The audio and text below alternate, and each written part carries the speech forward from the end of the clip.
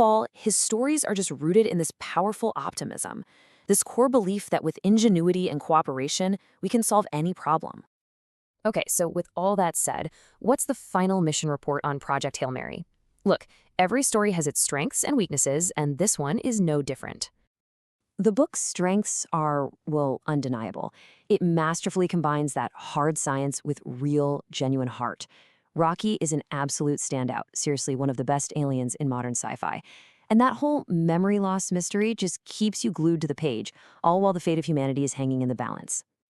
But it might not be for everyone. If you're not a fan of detailed scientific explanations, you might find some sections a bit dense.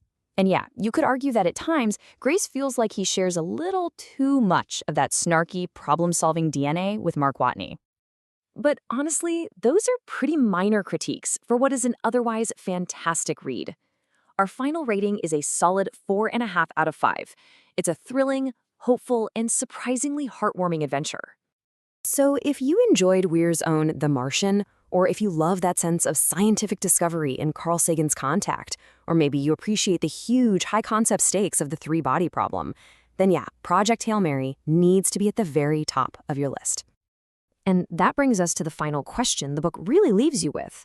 It starts as a story about human survival, but at its heart, it ends up asking something so much bigger.